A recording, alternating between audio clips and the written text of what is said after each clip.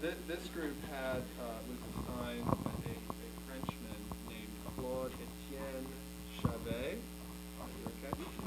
And unfortunately, there was very little information available on this person. He didn't write it down, did he? Yeah.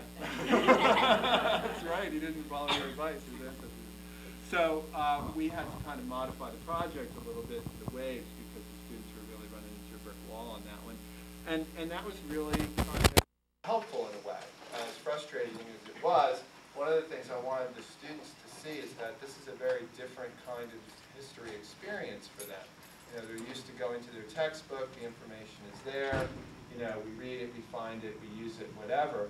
But this is a little bit esoteric. This is difficult stuff, and you have to go, you know, you can't just Google it and expect to find what you want. So this was, you know, I thought it was very interesting. We realized, this group realized that, you know, it's not always easy to find the information you're looking for, and sometimes you need to go beyond Google, beyond the textbook, to a place like a historical society, where they keep this information. Even then, they might not have stuff that you're looking for. So I wanted them to feel that frustration a little bit, and this group, I think, felt it more than others. So that was good. Is there anything that any of you want to share about, maybe one little interesting tidbit or fact that you learned that you haven't told us about already, that part of your project that you discovered? Think of?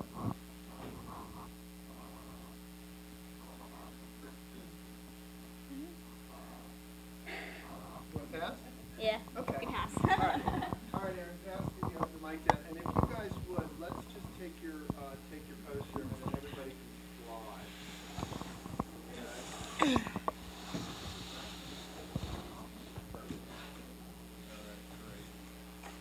All right, Natalie's here. She's representing. Natalie, why don't you introduce yourself? Okay, I'm Natalie Duffy, and I researched. Let me see if I can get this. Yeah, go for it. Hyacinthe Nicolas Duré Blanchet.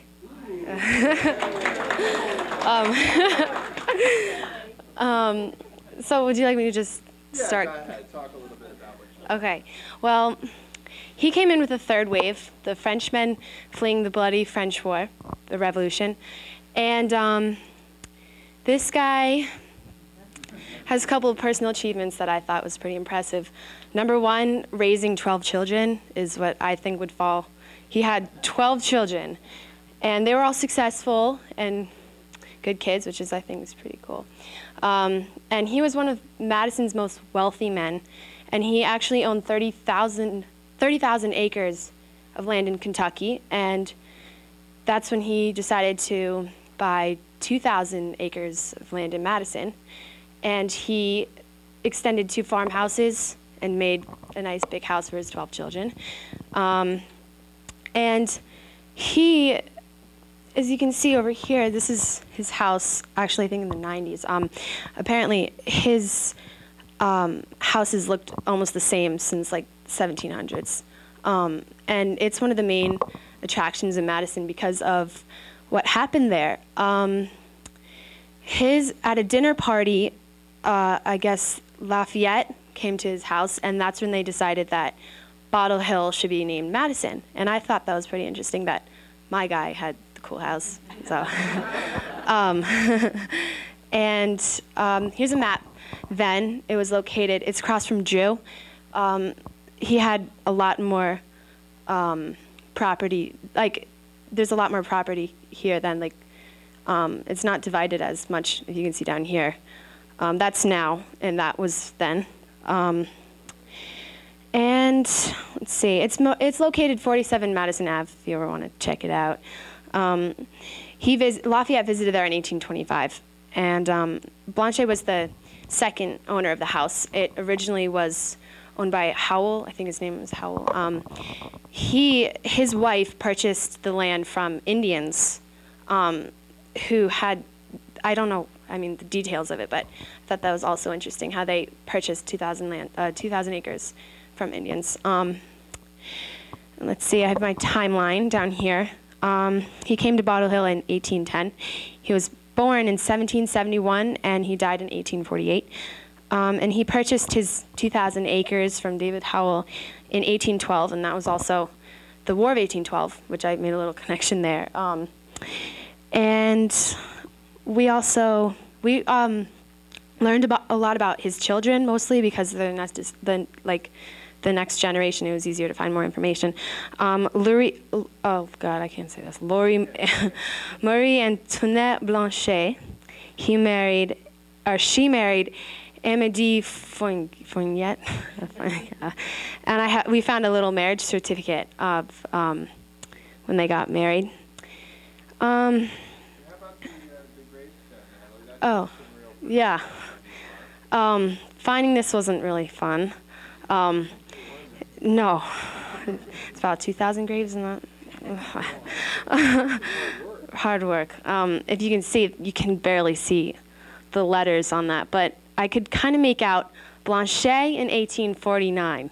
So, I mean, that kind of, and I saw it was in French, so I figured it's his grave over in St. Vincent's Cemetery. If any, yeah, I think over there.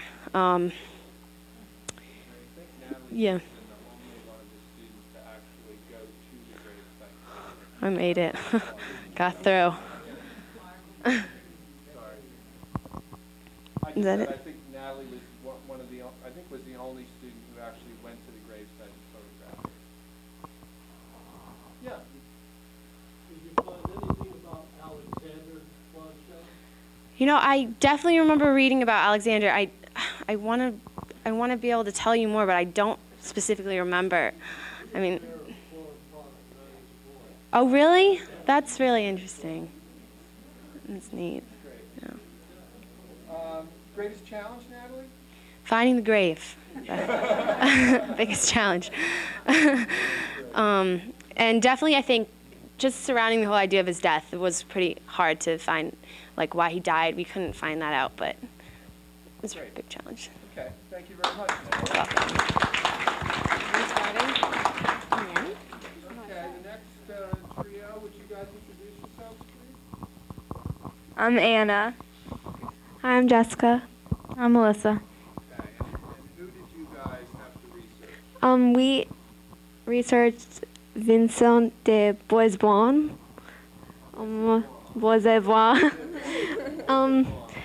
He came to here during the first wave of immigration, fleeing the revolution.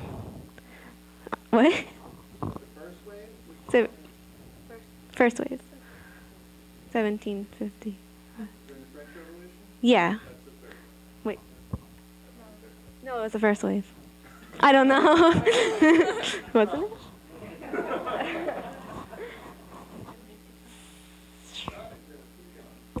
All right. He was born in Guadeloupe, and he had many slaves when he was in Guadeloupe. But then he had to had to escape the guillotine, so he left most of his slaves. He only took about a couple of slaves to America with him, and he and his family came to America, and he had 9 kids, and it never said if he was legally married or not, so we don't know, but he had 9 kids with person, and what else? I don't know. Important contribution? He was a big contributor to St. Vincent's, the building of St. Vincent's and the church. And his son married, I forget her name, but she actually had more to do with the contribution than he did, but he started it and then they finished it.